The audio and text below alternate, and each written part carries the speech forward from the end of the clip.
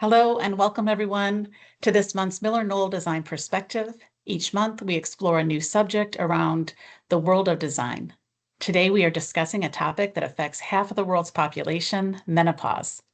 Menopause remains one of the most overlooked and stigmatized realities of modern work life. At MillerKnoll, our mission is simple. We design for the good of humankind. We design spaces that adapt to people, not the other way around. Our research explores a wide range of human experiences. In collaboration with our Global Research and Planning team, our Women's Alliance BRG, and a menopause consultant, we've developed planning considerations to better support associates navigate the stages of menopause as it relates to workplace.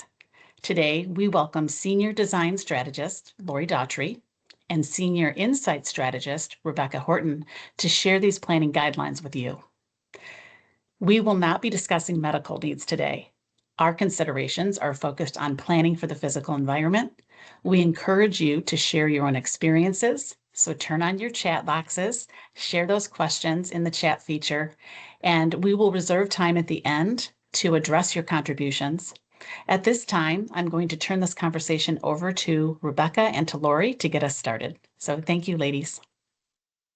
Thank you, Jennifer, and welcome everyone. Thanks for joining us today to talk about a topic that has been really at the front of our minds for some time now.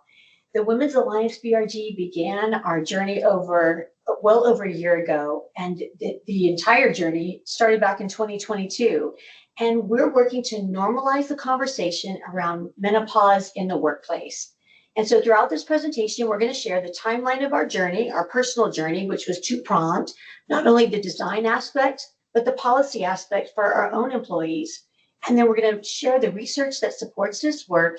And Lori's going to focus on the design considerations that go into creating a menopause-enabled workplace. Roughly half of the world's population will be directly affected by menopause in their lifetime. However, the wide-ranging effects of menopause impact everyone, from social relationships and family dynamics to workplace experiences and public health. So here's what we're going to cover today. This is not a presentation on menopause. We're not doctors. We're not going to be telling you what medication to take. But this is an overview of what menopause is and the 3 stages of menopause. We're going to review our journey and everything that we've learned along the way. We're going to share our research and insights with you and how they've informed these design considerations. And then we're going to look at a few planning ideas that our design team has explored. And last but not least, we're going to introduce you to the team behind this great work. So what is menopause and why is everyone talking about it lately?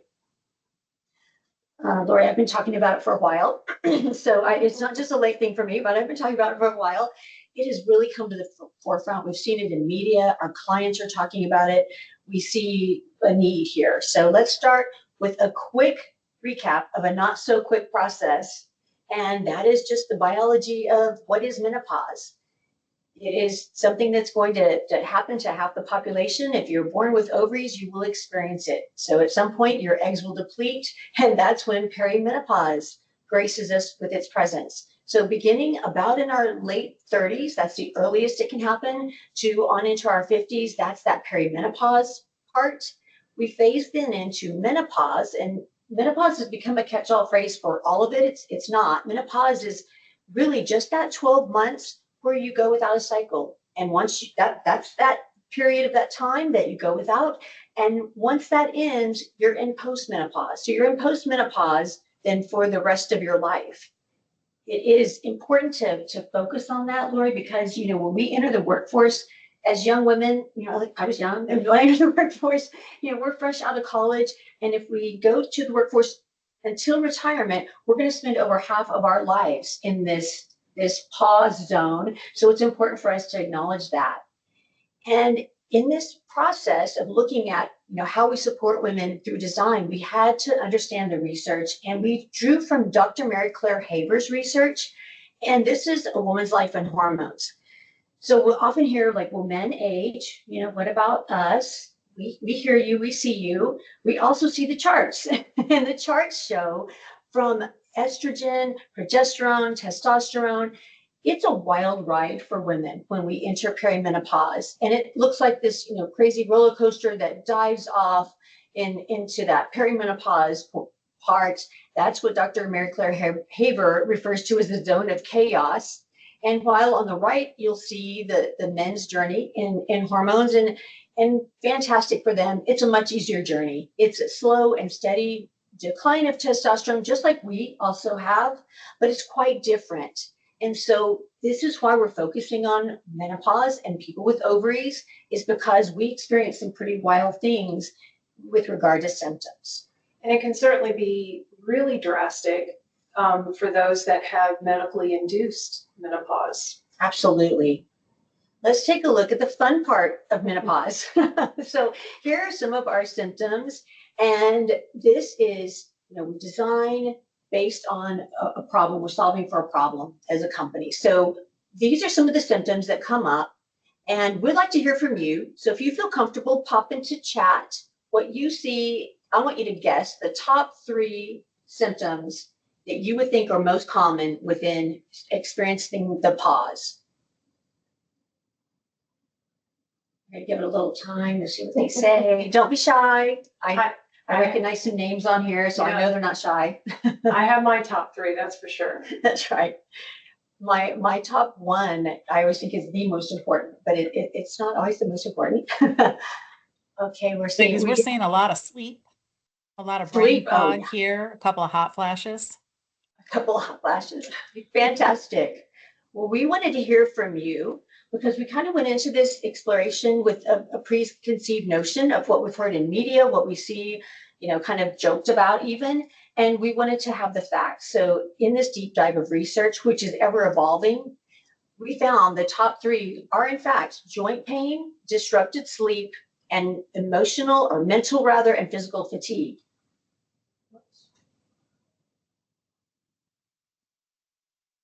Now we're going to jump into the timeline because, discovering that those top 3 it didn't even include hot flashes, top 5 hot flashes are in there.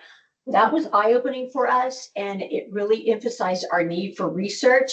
So we're going to share the timeline we took so that if you choose to take this journey, you'll kind of see what we did. So this is our journey that we've been on so far. My introduction to this conversation of an enabled menopause or menopause-enabled workplace was actually a webinar back in April of 2022. And it was hosted by our very own Mark Ketchlove, the director of Global Insights. And his guest speaker on that call was Kate Usher, a menopause and business coach. And she's from the UK. And that conversation was so engaging and so personal. And I think it's probably one of my favorite webinars so far. I could listen to Kate talk about menopause all day. So skip ahead 2 years. Yeah, Kate, we're huge Kate fans. We are huge Kate fans. So if she watches this, Kate, we love you. We were both really taken in by this topic, and it's easy to understand that that women would gravitate toward this, but a beautiful outcome of this. And I have to share this little personal story that was shared with me. Our own director of design strategy, Joseph White, this really touched his heart. He was raised by some incredibly strong women in his life who suffered through the pause and did so in maybe silence, maybe not, but did not have any resources. And he said, we're going to do something about this. We've got to change the workplace, and I want to focus on this. He brought this work forward, set aside a budget, and did so to honor these strong women in his life. So that's a meaningful thing. We've got some incredible male allies. So soon after this work started, our design team started with research. And we wanted to research everything that we could find on what others were saying about supporting women with menopause in the workplace. And we also referred to a list of 40 symptoms that are featured in Kate Usher's book called Your Second Phase. And then you'll see up here, we had 2 roundtables. The first was an internal roundtable on world menopause in October of last year, and that was with the Women's Alliance, BRG. And then the second was an external roundtable in January with some of our global account clients. And from both of these, we sent out surveys and we gathered feedback. Yeah, and our friend Carla Simmons really initiated that contact. It was very business focused, very client focused, but then very data driven. That was very important for us to have those data points, the surveys, and we noticed as I entered into the picture from a public perspective on International Women's Day in Canada. They're very progressive in Canada and wanted to immediately launch, and we did. So we did soft launch of this content there. The data was already changing from 2022 to early in the year 2025. So we have continued to focus on the research and design aspect of this. And then most recently, we actually recorded our About Place podcast back in August with Kate Usher. And I'm excited to say that is launching today. Yes, we are very excited about that. And Lori is on that, so you'll definitely have to tune in. Very excited, and About Place with Ryan Anderson, so you know where to find it on Spotify or Apple. Now, from a research perspective, and this is where I live. I love the research part. This is something that in starting our journey, we began in the UK, and really, we can just take a look at that. The women in the UK, very progressive. This has been in the works for a while, as in other parts of the country. And we found that women aged 40 to 60 in this initial study, they were struggling. So 73% were experiencing job impacting symptoms. This is a workplace issue.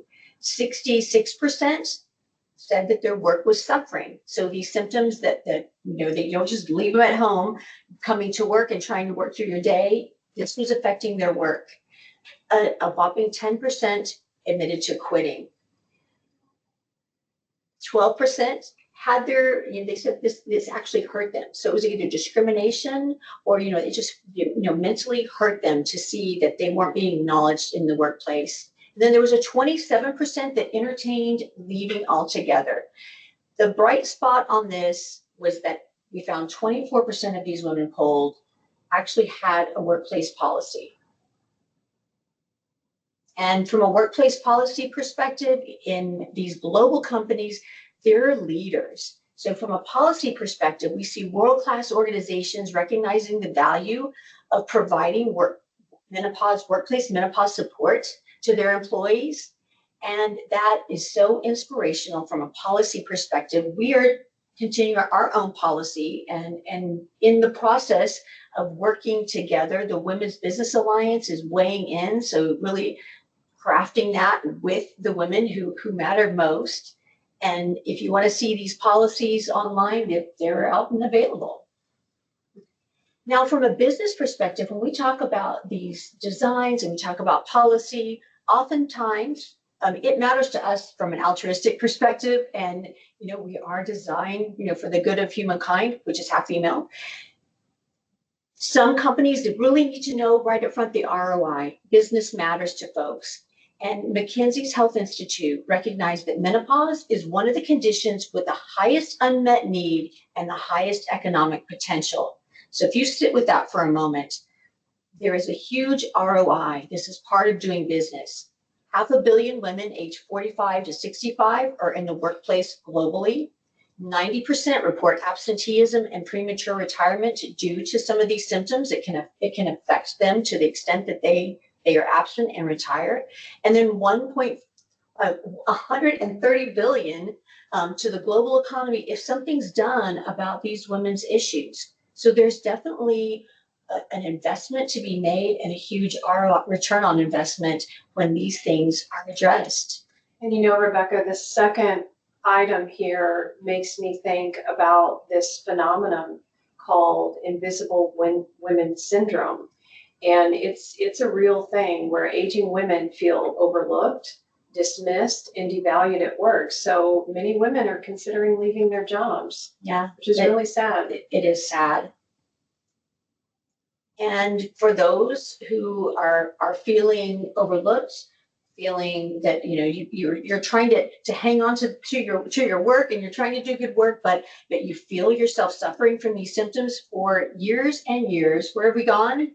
Voila, we've gone to this lovely room to have a respite, to just, as my grandmother would say, don't let them see you cry, honey. You just, like, if you have to cry, go into the bathroom and then take your mascara and reapply it. So this is where we've gone, but we know we can do better. And as we look into doing better, we see this research, we see the insights. There's purposeful planning. There are ways to emphasize the spaces from a planning perspective. We go in planning up front. It's not an afterthought. The privacy aspect, highly important for visual privacy, auditory privacy. The sensory experience comes into play. We know that this matters for everyone, but it certainly matters for women who are going through the pause. So all of the elements within the sensory experience, Lori's going to touch on these firsthand, are personal support and having spaces for this personal support. I don't think I've ever had so many doctor's appointments ever as when I started through this lovely journey, and having the space to step away from your work, take that quick appointment, and then get right back on task is important. And then finally, the policy is huge. So while these stellar companies have focused on policy and are outstanding in this area, and we're developing our policy with our wonderful HR leaders and our Business Women's Resource Alliance, there is the other policy of saying this is the space that we're going to provide our folks, and this is where we come into play. So when our team started the design process, this was just a fun little exercise that we did to explore the offices of these beautiful and successful women. Many are CEOs and business leaders. And so when they make the decision about their own spaces at work, what do they look like? Are there some, common themes that we notice? And just a few things that we did notice are things like lighter woods, or thoughtful art selection, personal touches like family photos or artifacts or flowers. Color is so important. So speaking of color, we have 5 different ideas that we wanted to share with you today. So let's jump into those. We like to start with this slide because our team took a sensory design approach to appeal to multiple senses like visual, auditory, touch, emotional, and cognitive for these settings. Our goal was to incorporate all of these considerations into the different settings that we explored. So things like color and materials, light, we won't go through all of these. But it's also important to note that we looked at these design considerations through a hospitality lens. So thinking about those carefully curated amenities, it's just thoughtful details that make you feel cared for. Yeah, and I have to add this. I love that this is so science-backed. So every one of these elements we brought the receipts. There is a beautiful bibliography for each and every one of these that is really drawing from very prestigious institutions and keeping those current, because that's the difficult part of that is keeping these current. So this is very research back, and we have that. So our first space idea, this is a small wellness room. And the idea is that it's the ideal space to support that telehealth or teledoc experience. It's also a private room. You may need this type of space to go and take your medication in privacy. But what was very intentional are these this variety of seating options with the right viewing angle for this experience of telehealth calls. So for example, you see a height adjustable desk over on the left with a task chair, but then you also have a reclining lounge chair with a laptop table. And then some of the amenities to note are things like a full length mirror to check your appearance before you go back out in the office and face the world. Or coat hooks to hang your, personal items. Even a clock on the wall. I know we all have our phones, we have our watch, but just there's something comforting about being able to look up and just keep track of how much time you've been in this room. I love this view and the purposeful design in this in addressing, one of the top symptoms is joint pain. And so when you have joint pain, the worst thing that you can do is just sit stagnant for long periods of time. So stepping into this room is so inviting, Lori. It's got the height adjustable desk. You can choose to stand if that's more comfortable for you. You can you put your feet up in a more reclined position. The ability to accommodate that particular symptom, I'm just going to call it that one, in general is immense for keeping people engaged. You go in there for a minute, have that respite, push the reset button, and then re-enter the workforce. Yeah. So this second space is a semi-private focus space that may be out in the open office environment. So these two rooms side by side, they're the exact same size, but we've shown different furniture settings in each one. But it's a small space with the idea that it's adjacent to your work area, for just having that moment, to step away from your desk. You'll also notice the sheer drapery we're calling light privacy. So when you're in the room, you have that sense of privacy if you want to close those drapes. But also for someone outside of the room, they can see that someone's in there. And then another thing that's important to note is this adjacency to a main circulation that's also along the perimeter windows for natural light. And then something that we threw in, you could have them both. We've got it in the room that's on the right, is this portable hot and cold purifying air fan, because women do have hot and cold flashes.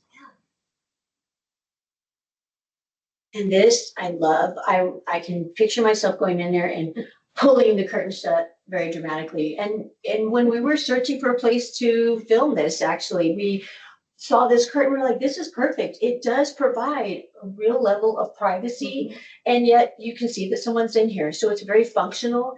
And when we talk about solving, for a problem, this, the symptom of both mental and physical fatigue. I've spent my entire life in corporate America. So being at a desk and being tied to one spot and trying to push on through that tired part of your day, if you're experiencing that a lot, that could be miserable. So being able to get up and as you said, just go right next to where you're seated, change of scenery refreshes your mind. We know research-backed design, it changes your outlook. It gives you a refresh. It also gives you a different angle to sit.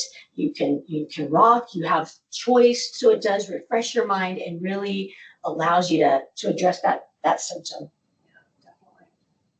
So just on the other side of that center wall is this space. It's also a semi-enclosed, but we're calling it a respite space. The idea is that it's a comfortable lounge space. Again, you need a moment to step away, and maybe your team is right there in that area of workstations next to it, and you need to jump on a team call, but you need that moment to step away and have some kind of privacy to take that call. So that adjacency was really important to us in exploring this setting. So you're not down the hall in an enclosed room, out of sight, out of mind, but you have that visual and acoustical adjacency to your team. You'll notice in the image in the top right corner, it's intentionally spacious. There's extra space around this setting that's very intentional. So it gives it a little bit of breathing room so you're not disrupting those adjacent neighborhoods when you're in this space, maybe on a call. Another thing that we love to point out is the two lounge chairs that you see over in the left. So there was a lot of thought that went into this too. One is a rocking chair, and the other is a nice sized lounge chair, but on a swivel base. So it's that soothing motion of both of those, and it encourages movement for the sensory seeking needs. And you like to point out that that chair also feels like a warm hug. Yeah. Just the scale and proportion of it and the way it's designed. That's just something that we noticed. It feels like that. It's very comforting. So another thing to point out is the row of planters that lines the back side of it. There's that opportunity to promote biophilia and have that soft, natural boundary in between this setting and maybe an adjacent group of workstations. So one thing that I wanted to point out in this view is this variety of warm mood lighting. It gives that personal control of lighting levels within this space. And this is in addition to whatever natural lighting may be coming in, whatever fluorescent lighting may be above, but it's having that variety of different mood lighting. Yeah, and we know that migraine is a common experience for people going through the pause, and having that overhead, I absolutely love that. I love this room. I love the way you designed this, having this overhead, you feel sheltered, you feel somewhat sheltered. That fluorescent light's not coming down on you. You do have that personal control, so important. And, the intentional, that even down to the textile, what is selected, for that. And yes, that is my favorite seat. Well, I think this is one of my favorite settings. We're calling this a quiet lounge, and it's set up kind of like a suite. So you have this shared lounge space, but then you also have these 3 private rooms within. So the colors are bright and warm to evoke happiness. All of the furniture in this space, you'll notice, is soft and curvy with rounded edges for ease of movement. There's no hard edges or finishes to, bump your legs on. The sink that you see in the background within that casework, that is ADA accessible to make the space inclusive for all. And then behind one of those chairs, it's hard to see in this view, but there's also a built-in small refrigerator for cold refreshments. And what I love about this view is that you get a glimpse into those 3 private rooms. And all of those rooms could have the exact same furniture, but maybe you make them unique by changing the artwork in each one of them. Or like you're seeing here, that acoustical wall material on that back accent wall, we've changed the color just slightly. Because when we go into a space like a coffee shop or a library, we tend to find those favorite spaces that we like to go to. I can see myself walking in here. This would be my happy place. It's just so inviting, so spa-like. It just evokes this sense of serenity. You would not go in with a loud voice or outside voice. You would definitely lower your voice in this space. And for those, emotionally trying times, sometimes you do need to step away and separate yourself. Those little individual rooms are fantastic for that. You can just have that moment.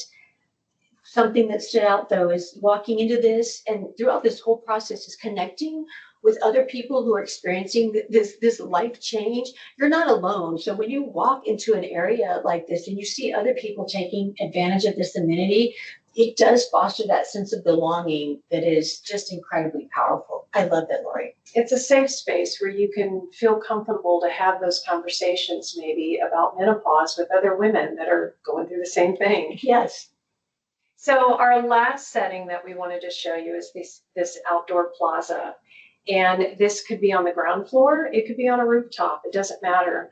But the idea of being able to escape to an outdoor space with fresh air and just change of scenery can certainly improve mood and help reduce feelings of depression.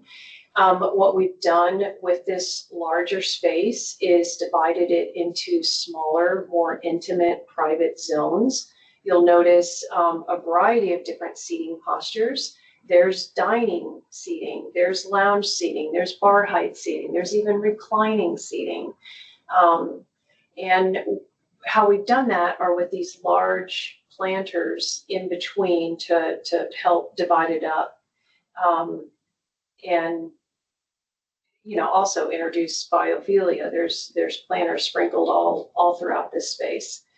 And even just the idea of, depending on the weather, but that exposure to sun to promote vitamin D production for bone health, or the option to have full shade if needed for UV ray protection.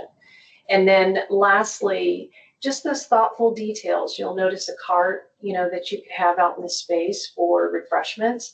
You could have a basket maybe at the door going out to this space that provides things like sunscreen or insect repellent, sunglasses. So it's those little details to make the experience very personalized.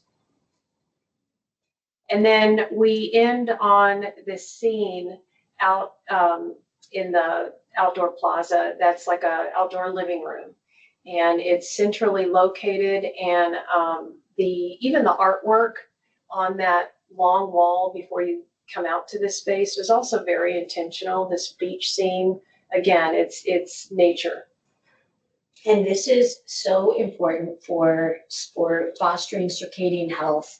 Sleep disruption is a big one for so many reasons, but especially during the pause. And this is the perfect place to walk out. You have that little sunlight, and just a little dose of sunlight helps to set our internal clock. And this is the most welcoming, beautiful space to be able to do that. We get to jump into now, acknowledge the amazing people who have fostered this work. I can't believe when we looked at the timeline, we're like, this has been a while that we've been doing this.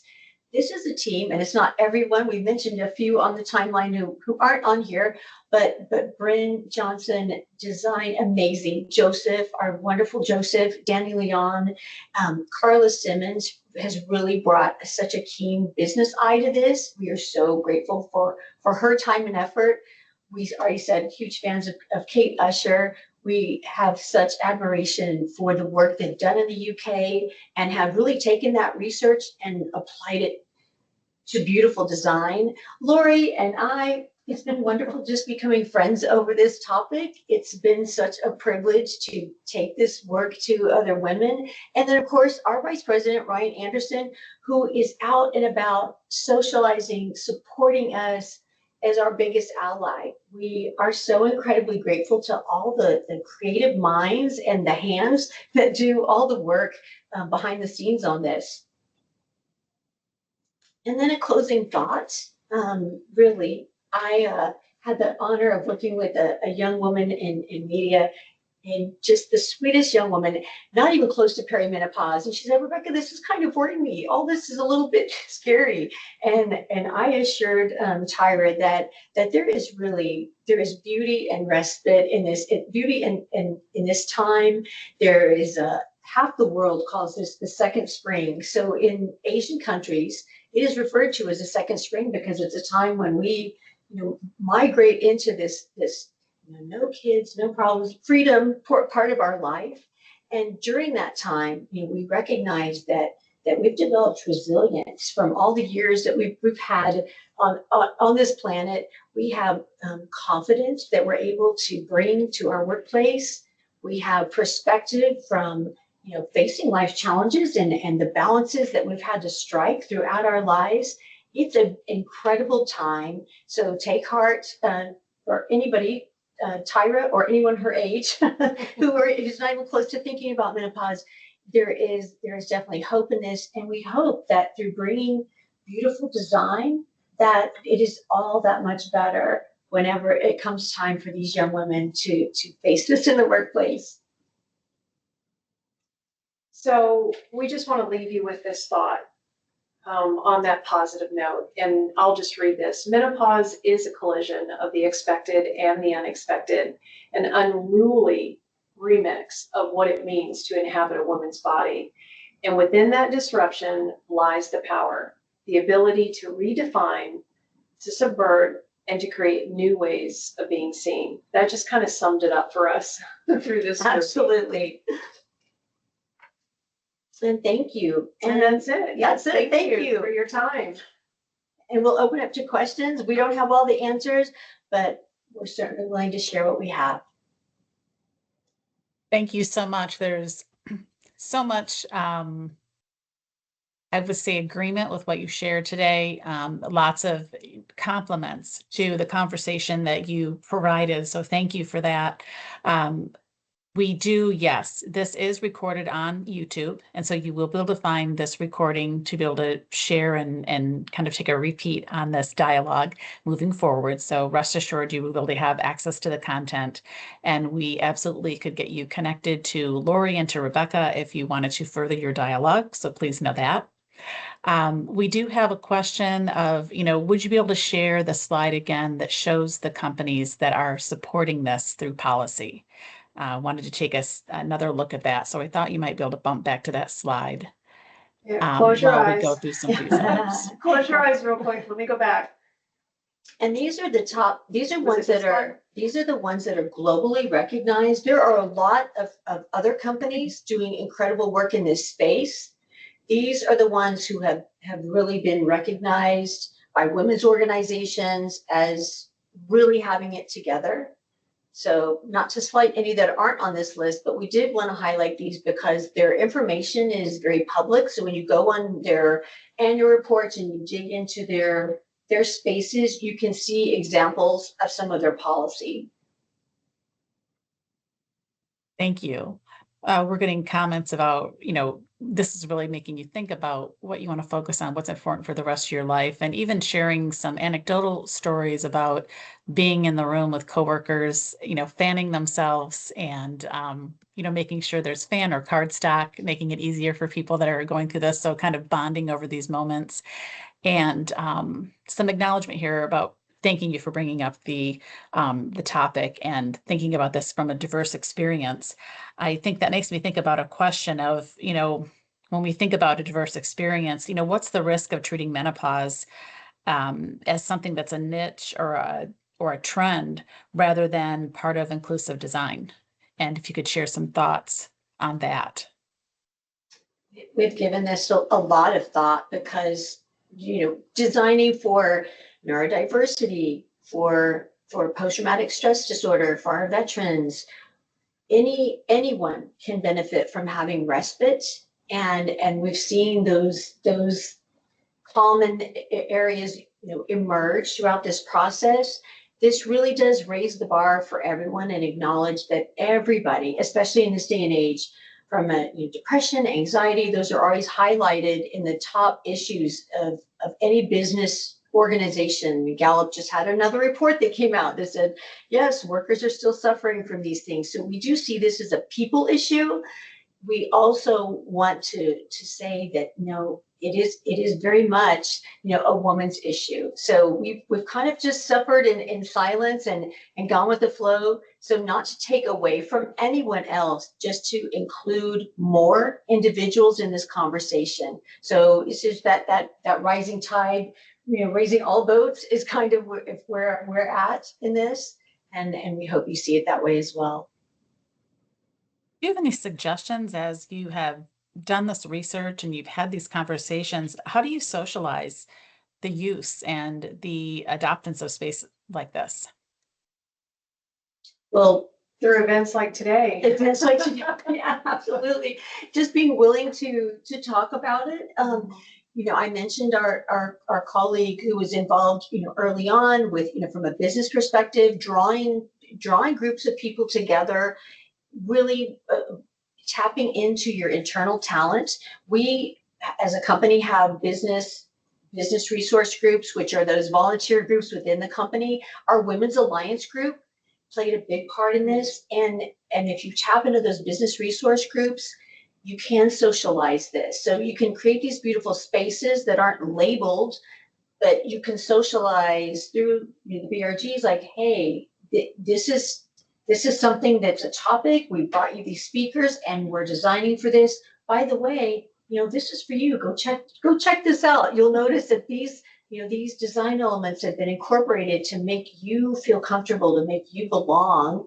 And it's a powerful way to socialize the message. Also, our own leaders are truly embracing this conversation. Our chief human people officer, human resources officer, I know she has a fancier title than that, but she's stepping out, in the forefront, Krista Muth, to say, this is an issue that I'm really focused on and I'm supportive of. So really it's that top down and bottom up initiative to get folks engaged and just to socialize what's available.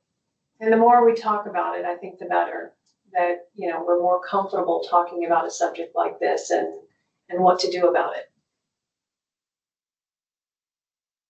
It is exciting to see that associate feedback really helped shape the guidelines, and it's helping us, uncover that conversation in our own organization. And we are so touched and connected to so many other organizations and designers and distribution partners. So to help spread that message, it is just exciting to be on the cusp of this. How does this connect to our bigger mission of designing for the good of humankind?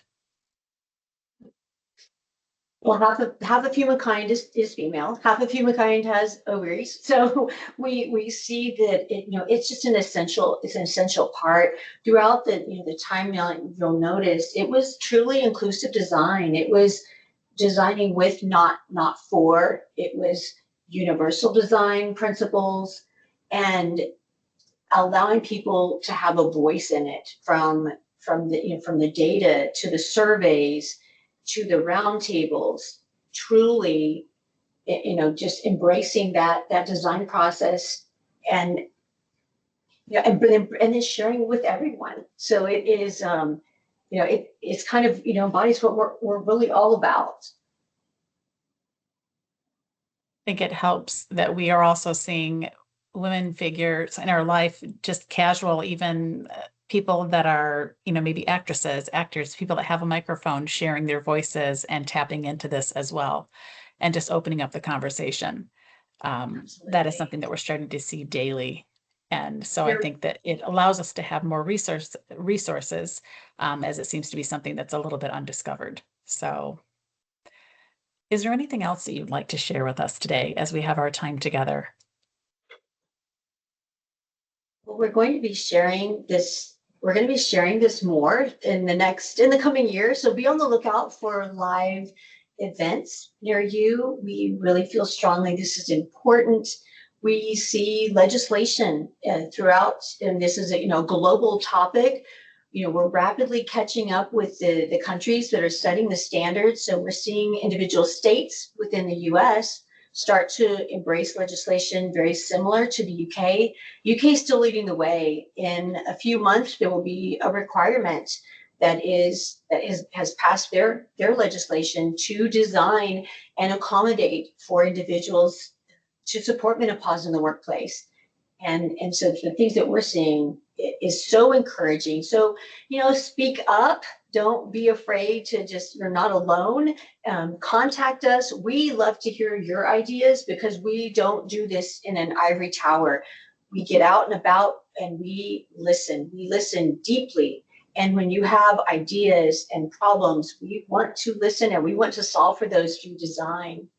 And I think we've only touched the surface. I mean, we've just started to explore some ideas. We only shared 5 today for the sake of time, but I think there's so much more that we can do.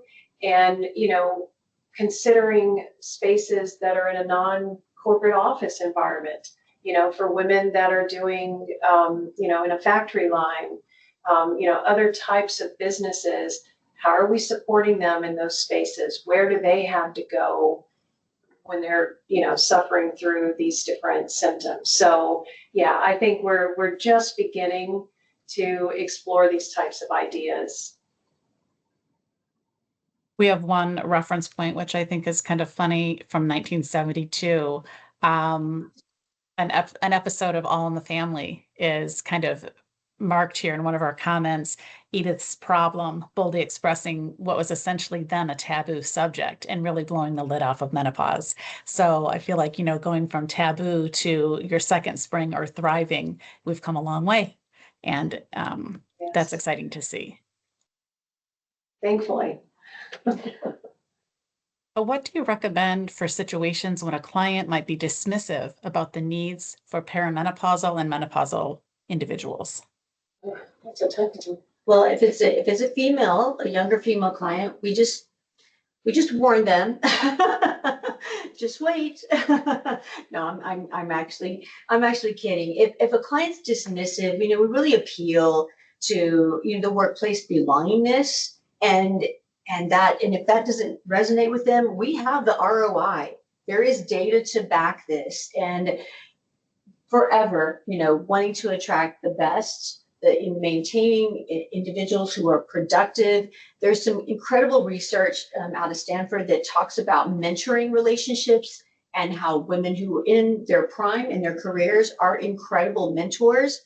And it does even say, the research says this, not Rebecca's not saying this, I'm saying this, that women make better mentors and they are better at receiving mentoring. So that's some recent research. So drawing those things out to show businesses that this is part of an organizational health strategy for their longevity. So if they want to really invest in the long run, this is a very strategic and it's relatively low cost for them to do initiative to take to really support the minds in their companies that are driving the business forward.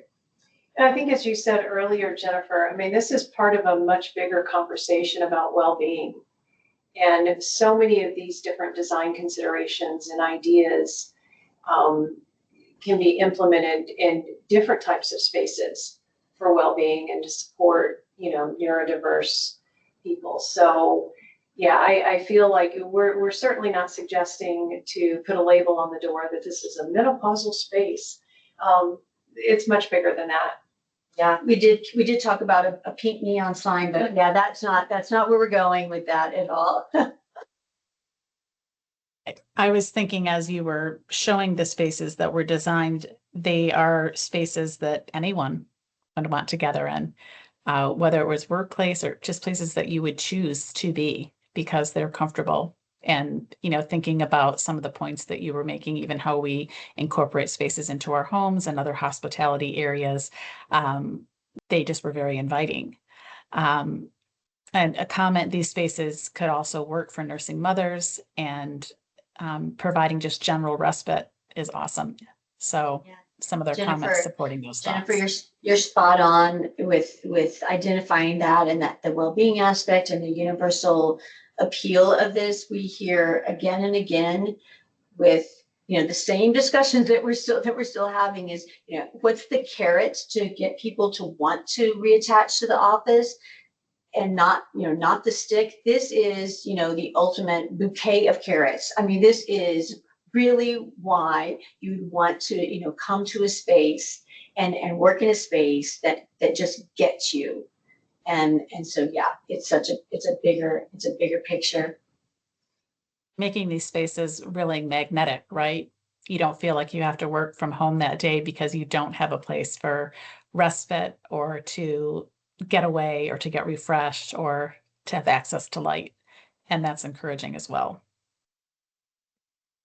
We've got some comments here too. Excited to share these ideas with my design team and thinking about that these places are universal for healthy environments. So